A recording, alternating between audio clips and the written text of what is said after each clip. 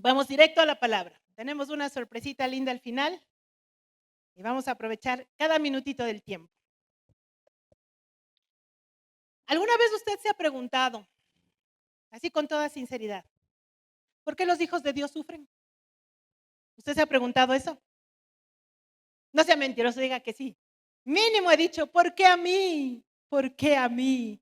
¿Le ha pasado o solo me pasa a mí? A veces, dice, de vez en cuando. Tal vez usted y yo ya encontramos esa respuesta a la pregunta que nos dice, que siempre escuchamos, ¿no? ¿Por qué si Dios existe? ¿Por qué si Dios es bueno? Hay hambre en el África, hay soledad en el mundo, hay enfermedad, hay dolor, hay guerras, hay muerte. Como que nosotros ya entendemos eso, ¿cierto?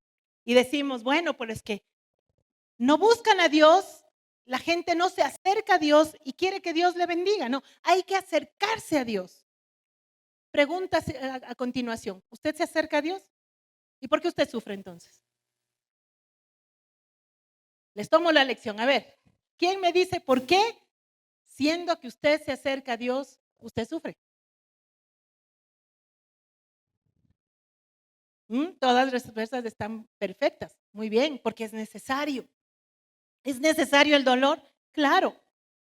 Usted cuando era niño le dolían las piernas cuando empezaban ciertas etapas de su vida, ¿sí? Le dolían los brazos, le dolían los músculos, a ratos la espalda.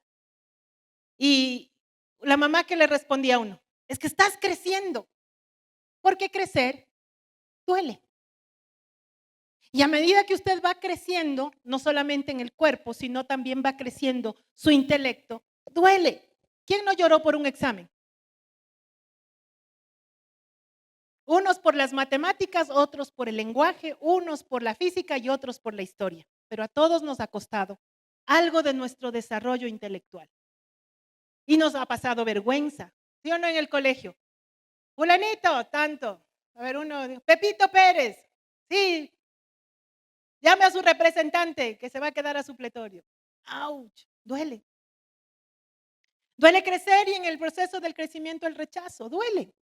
Todo esto duele. Así que la respuesta sería que si yo busco a Dios y busco su palabra, busco estar en la iglesia, dígale que no estoy. Baje el volumen, por favor, apague el celular. ¿Le parece? Hágalo. Bien. Vámonos a la palabra, al Evangelio de Juan, capítulo 11. Y aquí me encuentro con una historia espectacular. Yo sé que usted la ha leído, pero ya sabe que a mí me gusta ponerles la mente a volar con la imaginación, con las posibilidades. Vamos a leer esta historia. Usted si tiene la Biblia Reina Valera, dice como título Muerte de Lázaro. Y usted conoce la historia, pero como le digo, vamos a irla escudriñando, sacándole el mayor provecho posible. Ya sabe que vamos a imaginar cómo era la vestimenta, cómo estaba vestido, cómo era la situación, cómo era la comida, cómo se sentaban, cómo se paraban. Vamos a ir viendo todo eso. Dice desde el verso 1 dice, estaba entonces enfermo uno llamado Lázaro de Betania, la aldea de María y de Marta, su hermana. María, cuyo hermano Lázaro estaba enfermo, fue la que ungió al Señor con perfume y le enjugó los pies con sus cabellos. O sea, le está dando a usted un preámbulo de que esta María no era una desconocida, no era una por ahí que se apareció, era una mujer que ya había ofrecido lo mejor de ella al Señor. O sea, ella estaba clara quién era Jesús. Hasta ahí vamos completos, vamos a continuar. Enviaron pues las hermanas para decir a Jesús, Señor, he aquí, el que amas está enfermo. No era un cualquiera que se enfermó. Yo quiero ponerle a ubicarnos en la amistad que Jesús tenía con Lázaro. Lázaro tenía a sus discípulos. Usted y yo sabemos que eran los 12 que andaban con él siempre. Imagínese hacer una fiesta y le invita a Jesús y le caen 12. Así más o menos era. Le invitaron a las bodas de Caná al Señor y fue con 12. Usted pone el pase, no pase para 2 personas. Cuando invitaban al Señor Jesús tenía que poner pase para 13. Así tenía que ser. Más su mamá y etcétera. Todos los que estaban con él. Y de esos 12 él tenía 3 especiales. ¿Quiénes eran?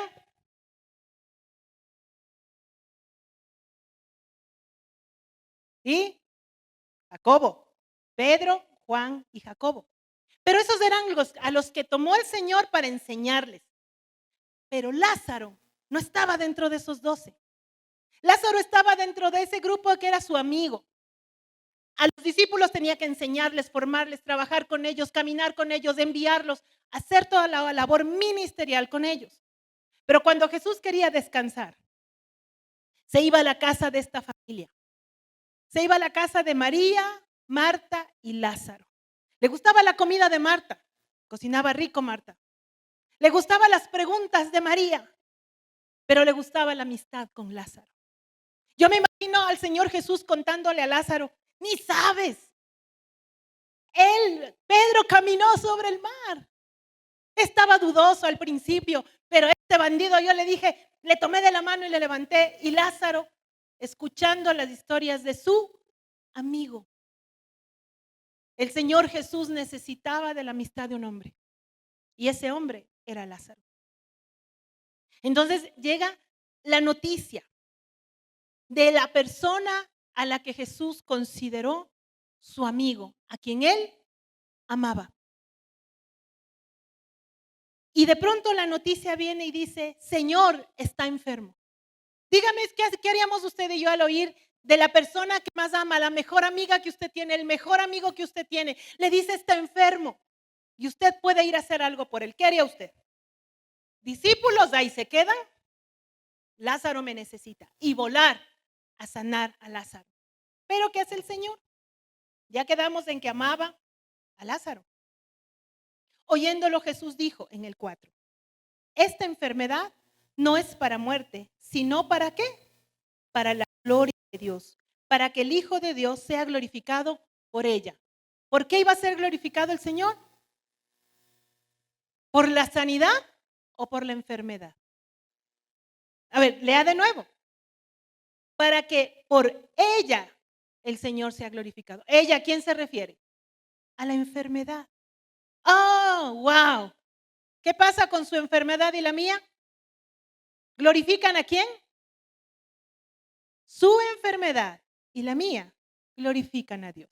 No con eso quiero decirle a usted que es enfermo y pídale, Señor, mándame enfermedad. No le digo eso. Pero yo sé que usted pasa por tiempos de enfermedad.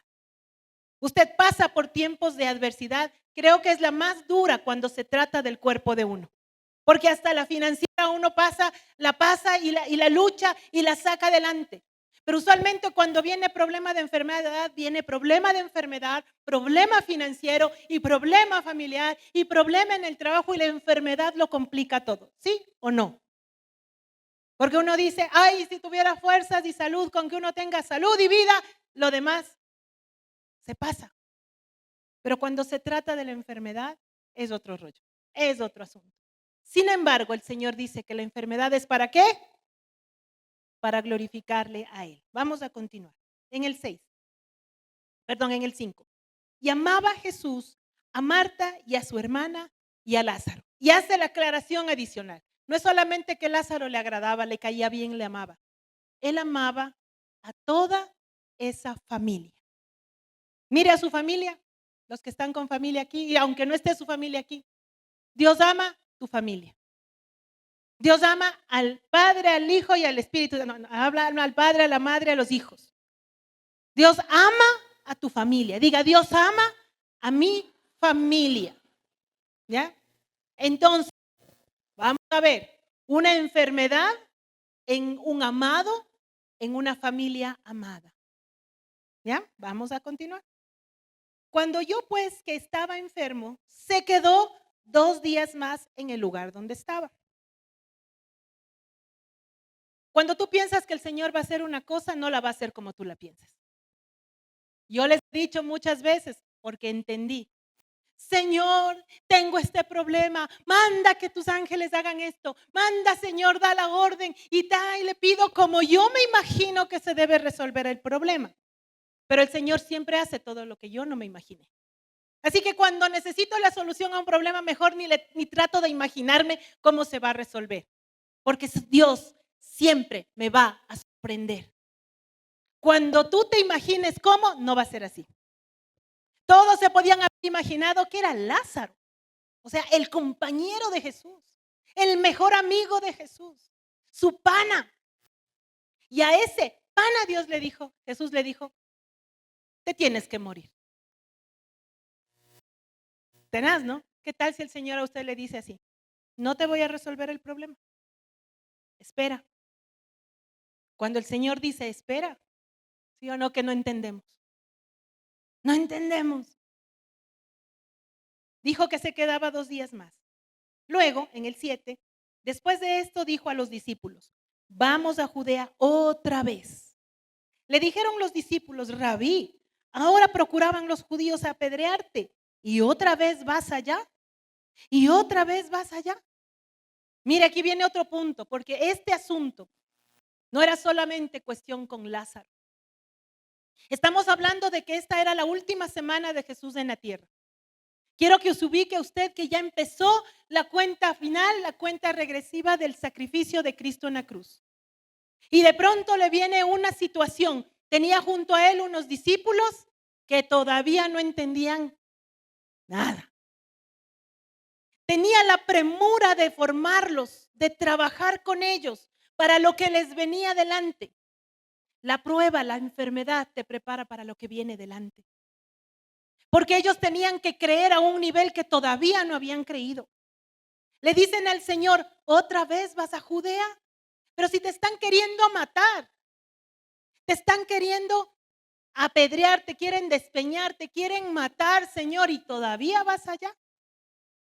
Ellos todavía no entendían lo que estaba haciendo el Señor. Y respondió Jesús en el 9 y les dijo, ¿no tiene el día 12 horas? El que anda de día no tropieza, porque ve la luz de este mundo. Pero el que anda de noche tropieza, porque no hay luz en él. ¿Usted le entendió la respuesta? ¿Entiende la respuesta? Le dice, Señor, vas para Judea. Y el Señor les responde eso. ¿Usted entiende esa respuesta? Yo creo que ellos se quedaron viendo así. ¿Y eso qué significa? Pero como le tenían tal respeto y temor, ellos de pronto decían, mejor no preguntemos, no pasemos por tontos. Entonces ahí el Señor no les da una respuesta clara y yo les explico. ¿Quieren que les explique qué es esto? ¿Sí? ¿Pero van a estar atentos? Amén. El Señor les da una respuesta difícil de comprender. Les dice que cuando está de día, uno puede caminar y no se va a tropezar. Acordémonos que estamos hablando de un tiempo donde no había postes de luz, no había luces de emergencia o foquitos de esos en el piso en las carreteras para que aunque no haya luz, eso, la luz del carro reflecta y ya se ve todo encendido y uno sabe por dónde ir. La semana pasada con mi esposo estuvimos en una iglesia en Pueblo Viejo, en la provincia de Los Ríos. Un lugar espectacular, ya les he de contar el testimonio. Un lugar hermoso donde la presencia de Dios se sentía a la orilla del río donde bautizan. Hermoso, hermoso. Esos pastores hacen una obra espectacular. Les bendigo en el nombre de Jesús si es que nos escuchan hoy. Y el momento que regresamos, planificamos con mi esposo no hacernos de noche, porque ustedes saben, la vía de Aloa a Santo Domingo Aloa es difícil. Usualmente en la noche hay neblina y no hay luz. Pero entre tantas cosas que ministrábamos, que visitábamos, se nos hizo las 2 de la tarde para salir de allá el domingo en las 2 de la tarde. Y regresamos y a mí se me habían extraviado mis lentes, entonces le dije, yo voy a manejar para ayudarte hasta antes de que oscurezca. Y a las 6 de la tarde le dije, cambiamos a mi esposo y él cogió el volante. Literalmente, él tomó el volante y todo se oscureció. No veíamos ni siquiera las líneas del piso. En un momento, en una curva se borraron hasta las líneas del piso, no se veía nada. Créanme que él manejaba, yo clamaba por 2 horas ahí, dale Señor, ábrenos camino, ayúdanos. A ratos parecía que los carros se nos iban encima porque teníamos que bajar la velocidad tanto que no podíamos avanzar. Y entonces yo me imagino esa situación que el Señor me permitió vivir para graficar esto. Si vamos a viajar de noche, ¿qué pasa? No se ve nada y podemos tropezar. Pero si viajamos de día, la luz nos favorece. De hecho, para ir, viajamos de día. Entonces todo estuvo fácil porque se ve las líneas, las montañas, la calle, los que vienen, los que van. Y el Señor Jesús les dijo, caminar de día es esto, hacer la voluntad de Dios. Si el Señor Jesús tenía una consigna y tenía un plan marcado desde antes de la fundación del mundo, el Señor ya estuvo dispuesto a morir y sabía el plan perfecto y conocía el camino perfecto y sabía el tiempo perfecto y sabía lo que iba a pasar con Lázaro. Y él tenía que meterse en este proceso para pasar en el tiempo de caminar por las calles, de ir a Judá, de que no le iban a apedrear, a matar, a despeñar mientras el tiempo no se cumplía. Cuando tú entiendes el tiempo en el que estás, tú no te desesperas. Tú no tienes temor de ir en las calles porque tú tienes un tiempo que cumplir. Yo escucho muy seguido que dicen, ay, están secuestrando, cuidado los carros, les abren las cajuelas, les rompen las ventanas, les hacen esto, les hacen el otro. Yo no me siento que sea, a mí no me pasa nada, pero yo percibo, mientras tengo un propósito y mi Señor me manda a visitar ese lugar y teníamos que regresar de noche, nada nos iba a pasar. El clamor era pidiéndole al Padre dirección, guía. Yo estoy segura que el Espíritu de Dios se puso a conducir en el lugar de mi esposo y él condujo bien para llegar. Pero es que estábamos dentro de lo que el Señor para nosotros era día, aunque la oscuridad estaba presente. Y aunque el Señor se iba a pasar tiempos en Judá donde le podían matar, él estaba en la luz del Señor, en el tiempo apropiado para su labor. Luego venía el tiempo de la noche, donde ya el momento de la muerte del Señor se iba a desatar. Ya empezaba el proceso y los que iban a estar a oscuras eran sus discípulos. Y ellos tenían que entender a caminar en la luz del Señor. Vamos a continuar luego de la respuesta. En el 11, dicho esto, les dijo después, nuestro amigo Lázaro duerme, mas voy a despertarle. Dijeron entonces sus discípulos, Señor, si duerme sanará. Ellos no entendieron nada. Ellos no entienden como tú y yo a veces no entendemos. Señor, yo no entiendo, pero si es que yo estoy yendo a la iglesia, ¿por qué me pasa esto? Señor, yo no entiendo. Ya parecía que la situación se resolvía y otra vez. Señor, no entiendo. No entiendo si yo hago todo lo que tú me mandas y otra vez tengo situaciones que afrontar. No entiendo como los discípulos no entendieron. Pero Jesús decía esto de la muerte de Lázaro y ellos pensaron que hablaba del reposo del sueño. Entonces Jesús les dijo claramente, Lázaro ha muerto. ¿No entiendes? Lázaro ha muerto. Llegará un momento en el que tú entiendas claramente qué es lo que el Señor está haciendo.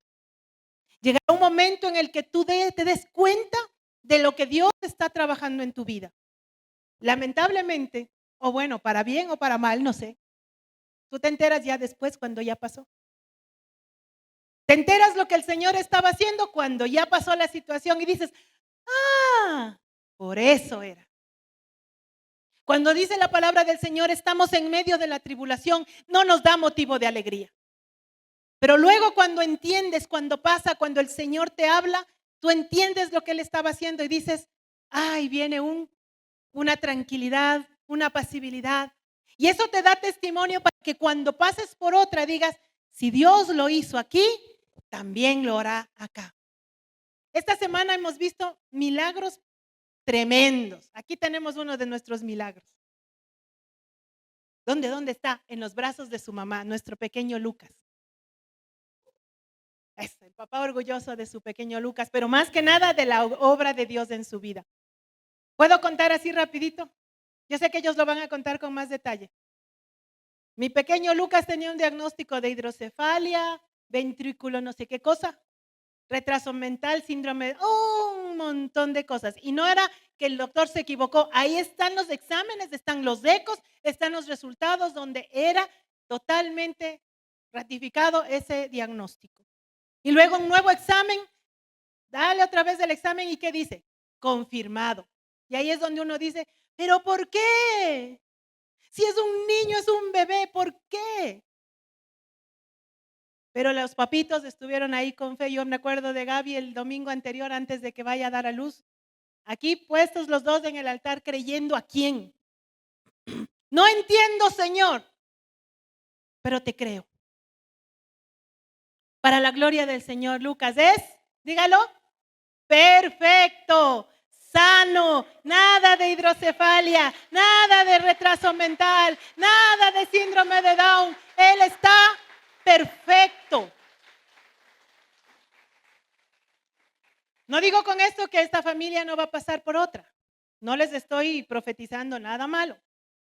Pero van a tener que vivir otra circunstancia. ¿Pero qué va a pasar? Se van a acordar de Lucas y lo van a mirar y van a decir, Señor, si tú hiciste esto, también harás aquello. Esta semana nuestro hermano Luis ya está recuperándose. Yo creo que todos ustedes estuvieron orando por él. Le queremos ver pronto aquí reunido y testificando, ¿verdad? Su brazo a punto de perderse. Ya le dijeron que no hay cómo salvar el brazo, que si no le operaban de urgencia, perdía su brazo. ¿Cuánto tiempo dijo el Señor? No, me voy a esperar. ¿Cuánto? 8 días. Aquí se esperó 8 días en el brazo de nuestro hermano Luis. Le hacen la primera operación y lo hermoso como para que Dios nos diga, a ver, ahí está, ¿dónde que no soy yo? Su bracito no tenía nervio. Se perdió el nervio. ¿Y qué sucedió con ese brazo? Sentía y movía la mano. El médico, imposible sin nervio. Es imposible que mueva la mano y que la sienta sin nervio. Pero ahí estaba mi Dios diciendo, no que no. Eso, si le va a aplaudir a papá, Él es el que se merece la gloria. Y nuestro hermano Aníbal nos contó un testimonio, eso lo contó a mi esposo, de un accidente que les salvó el Señor, pero brutal. No hubiera estado la familia a la que ama el Señor este día sentados si no fuera porque el Señor los guardó. Y tengo otro testimonio que ustedes no lo conocían, otro bebé de unos amigos de otra iglesia que estábamos orando por ellos. El bebé no tenía tabique nasal, en el eco lo vieron, sin tabique nasal, sin paladar. Y los papás confiados orando, pastores, oremos por el bebé, oramos por el bebé. Pero no digo oramos para que nos den la gloria a nosotros, no, nosotros somos unos de todo un ejército que ora, así como nosotros somos uno de todo este ejército que oró por Luis, que oró por el bebé, que oró por la pequeña Micaela que también salió de terapia intensiva y está en casita recuperándose. Y en el siguiente eco, hace una semana me manda la mamita de este bebé la foto del 3D. Una nariz preciosa, perfecta, completo. O sea, Dios, Señor Padre, ¿qué más queremos para ver que tenemos un Dios todopoderoso? Y eso les cuento esta semana nomás. ¿Qué será la que viene? ¿Qué será la que viene? Y la siguiente, y la siguiente. Y si me acuerdo otro testimonio les cuento, ahorita no me acuerdo. Vamos a continuar. ¿En cuál me quedé? Háganme acuerdo. 14, muy bien. En el 15 dice, y me alegro, voy a leerle desde el 14 para unir. Entonces Jesús les dijo claramente, Lázaro ha muerto. Y me alegro por ustedes, por vosotros, de no haber estado allí para que creáis, mas vamos a él. A ver, propósito del Señor para esa enfermedad de Lázaro. Los discípulos tenían que creer. Ellos estaban con su fe todavía muertos del miedo porque el Señor iba a apedrearle y porque ellos también tenían temor. Más adelante vamos a ver que Tomás en el 16 dice, entonces dijo Tomás, llamado Dídimo, a sus condiscípulos, vamos también nosotros para que muramos con él. O sea, él ya estaba planificando que como Jesús iba a Judá, donde estaban los judíos que le querían matar, también iban a morir ellos. Y Tomás dijo, ya bueno, vamos, de una vez muramos todos. El Señor tenía que hacerles creer. Estábamos en la última semana de Jesús y tenía que llegar la cumbre de los testimonios que él iba a hacer en esta tierra. Y él tenía que preparar a sus discípulos para lo que venía. El Señor, a través de las pruebas, te prepara para lo que viene. No sabemos cómo son los tiempos finales todavía. Ahí la palabra nos dice, hay escatología, está el Apocalipsis, está los libros proféticos. Todo nos da indicios, pero nadie sabe con certeza cómo va a ser. Y te pueden decir los súper estudiosos de la palabra, ay, es que el tanto sello ya fue tocado, que no, que falta. Y hay muchas interpretaciones diversas, que estamos en el cuarto sello, no, que estamos en dolores previos. Pero el rato del rato no va a ser como todos se imaginan. No sabemos qué nos depara de aquí en adelante. Pero acuérdate que cada vez que estás en un momento difícil, Dios te está preparando para lo que viene. Así que tienes dos opciones. Decir, ¿qué, Señor, qué vas a hacer? O estar como Tomás, murámonos todos. Ya de esta no salimos, ya. ¿Por qué? ¿Para qué? No puedo más, me muero. O sea, levántate y di, ¿qué vas a hacer, Señor? ¿Qué otro milagro vas a hacer? El Señor dice que Él abrirá ríos en el sequedal. Y nos gusta oír, Señor, abrirás ríos en el sequedal. Pero primero tiene que haber el sequedal. Sin sequedal no hay el milagro del brotar ríos en el sequedal. Así que si estás en un sequedal, dile, Señor, ¿a qué hora va a empezar a brotar el río? Estoy despierto, estoy atento, estoy alerta, porque vas a hacer brotar el río en mi sequedal, porque vas a levantar tu mano en mi enfermedad, porque vas a resucitar a lo que está muerto en mi vida. ¿Estás seguro? ¿O todavía estamos como Tomás? Vamos a continuar en el 17. Vino pues Jesús y halló que hacía ya 4 días que Lázaro estaba en el sepulcro. 4 días más los días de duelo, de velorio. ¿Cuántos días habrían tener de velorio? No lo sé, pero eran unos cuantos. Y además ya estaba 4 días apestando, literalmente, en el sepulcro. O sea, como que se tardó el Señor, ¿verdad? ¿Cuándo se está tardando en responder tu petición hoy? Ay, Señor, ya voy 9 meses. A Job se tardó 9 meses. Ay, Señor, ya voy años. Y Él lo va a hacer, porque Él lo prometió. Vamos a continuar. Betania estaba cerca de Jerusalén como a 15 estadios, o sea que no estaba ni lejos. Ay, es que el Señor se demoró mucho caminando porque estaba lejos, lejísimos. No, estaba a 15 estadios, era cerca. Jesús no fue a propósito. Y de ahí dice, y muchos de los judíos habían venido a Marta y a María para consolarlas por su hermano. Entonces Marta, cuando oyó que Jesús venía, salió a encontrarle, pero María se quedó en casa. Y Marta dijo a Jesús, Señor, si hubieses estado aquí, mi hermano no habría muerto. Quiero poner una pausa ahí. Quiero meterme un poquito en las características de estas dos mujeres. Yo cada vez que veo a María y a Marta siempre están las dos como en competencia. Buenas hermanas, ¿no? Si hay competencia entre hermanos, digan que no, digan que sí. ¿No es cierto, ñañita linda? Y quieren que les diga, ella se llama Ana María y yo me llamo Marta. Entonces, yo siempre le he visto a Marta como que la critican muy duro. ¿Será porque me llamo Marta y que me da pena de pobre Marta cómo la critican tan duro porque ella estaba afanada con muchas cosas y María estaba mirándole al Señor Jesús? Y si no hacía Marta, ¿quién comía? Le decía, Señor, pero habla serio. Le haces a la pobre Marta sentirse como mal y hasta ahora predican de que no hay que ser como Marta y todavía me pones Marta. O sea, habla serio, papá. Y a María como que, oh, y entonces, ¿qué cocinaban? ¿Qué comían si Marta no se afanaba? ¿Y qué comían si Marta? ¿Y en qué asiento limpio si te hubiera sentado, Señor, si Marta no hubiera estado así? Entonces ahí me decía el Señor, no es tanto porque había hecho muchas cosas, sino por el afán que tenía dentro de ella. Porque estaba bien que limpie, que arregle. Sabía que el Señor Jesús iba, Él se anunciaba. Pudo haber hecho antes para tener libre ese rato. Entonces ahí más que nada era por los afanes de Marta, más que por el hacer las cosas. Porque yo tengo los recuerdos. Ustedes saben que el Señor nos ha dado, a mí me ha dado particularmente el don del servicio. Yo no puedo estar viendo que alguien necesita sin ayudar, sin estar, algo tengo que hacer. Y más en la casa del Señor, que barriendo, que limpiando, que arreglando, que siempre, no solamente aquí, sino en toda la vida cristiana que yo tengo. Y sí tenía malestar cuando había un congreso, un retiro, algo especial.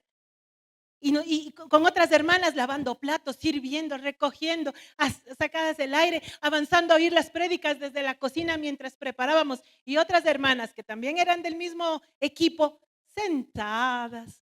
Y yo decía, ¡ay, Padre! Sí, ya escogieron la mejor parte, pero hay que hacer, Señor, hay que hacer.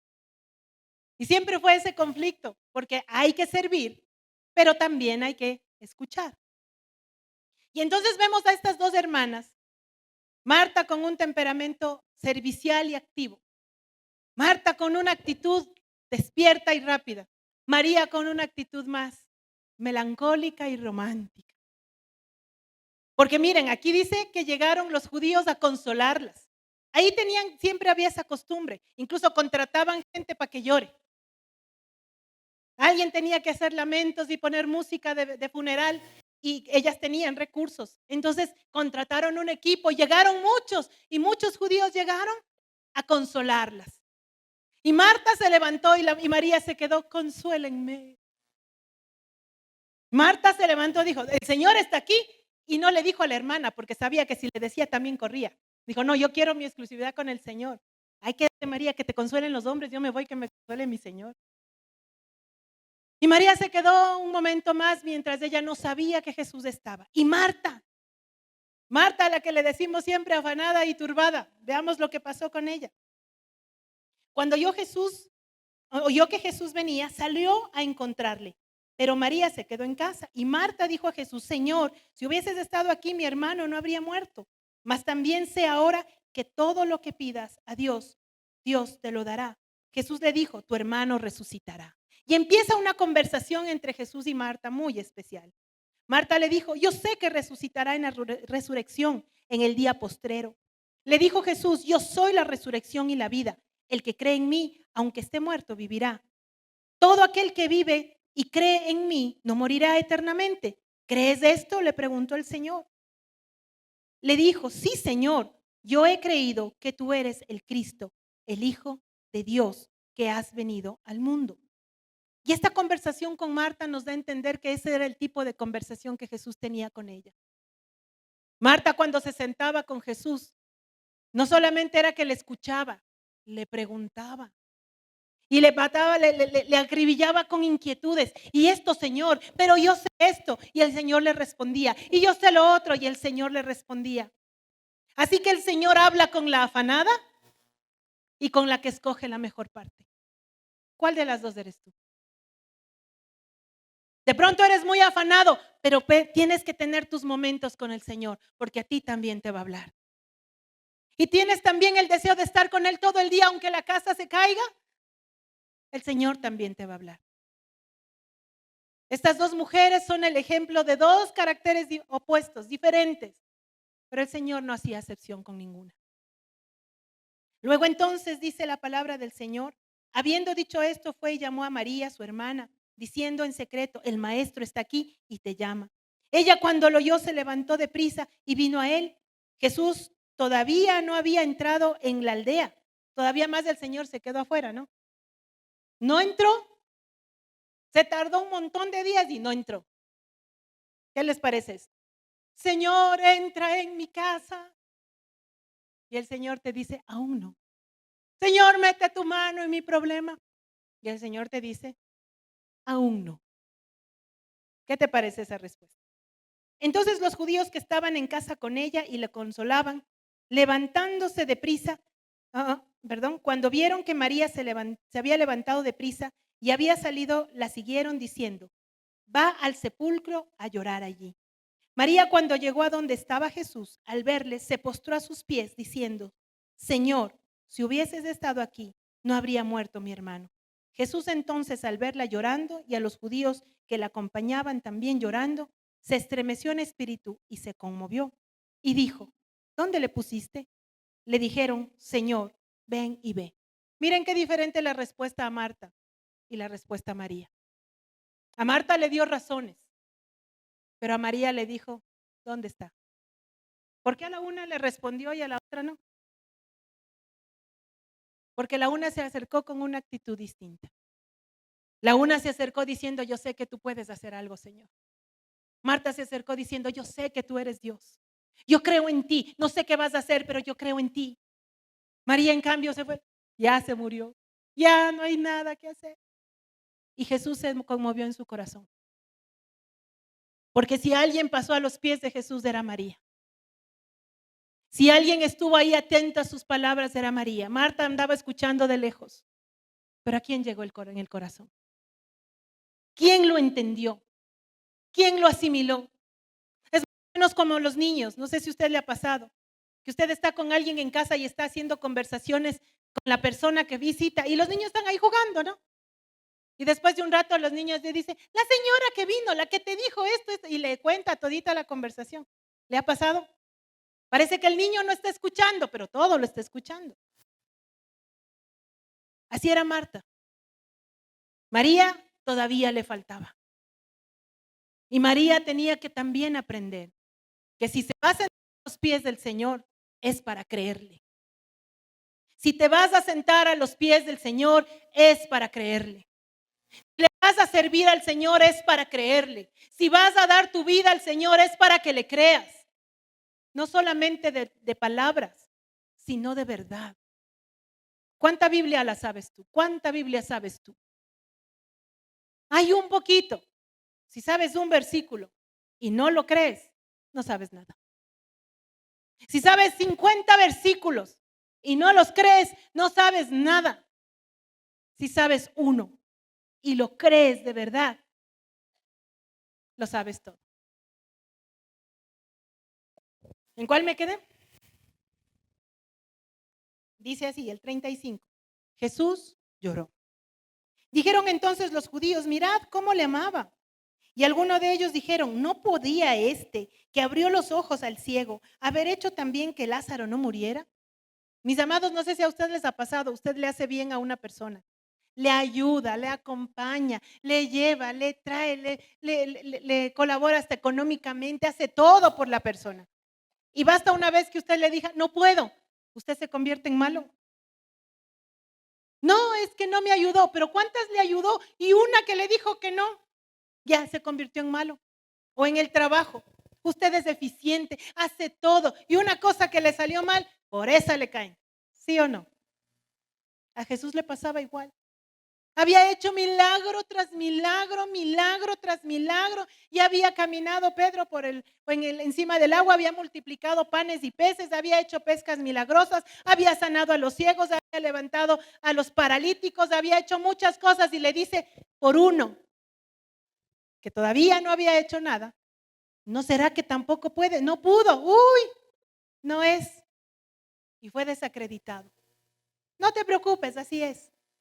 Siempre que tú estés haciendo todo para el Señor, tú no te preocupes. No te preocupes. Deja que la gente diga lo que tenga que decir. Tú hazlo para el Señor. Luego entonces dice el Señor, Jesús profundamente conmovido otra vez, vino al sepulcro. Era una cueva y tenía una piedra puesta encima. Dijo Jesús, quitad la piedra. Marta, la hermana del que había muerto, le dijo, Señor, hiede ya, porque es de 4 días. Jesús le dijo, ¿no te he dicho que si crees verás la gloria de Dios? Miren, mis amados, estas palabras no las dijo un profeta. Estas palabras no las dijo un apóstol. Estas palabras no le vino de revelación del cielo a nadie. Estas palabras fueron de la boca de Jesús. Y estas palabras del Señor las dejó escritas para que las Martas y las Marías de toda congregación podamos recibirlas una vez más. No te he dicho que si crees, verás que la gloria del Señor. Vas a ver la gloria de Dios siempre y cuando tú, una premisa, cree, una promesa, verás la gloria de Dios. Va a decir conmigo, si creo, veré la gloria de Dios. Entonces luego el Señor da la orden que le sea quitada la piedra. Él estaba envuelto. Y en el versículo 44 dice así: y el que había muerto salió atadas las manos y los pies con vendas y el rostro envuelto en un sudario. Jesús le dijo: desatadle y dejarle ir.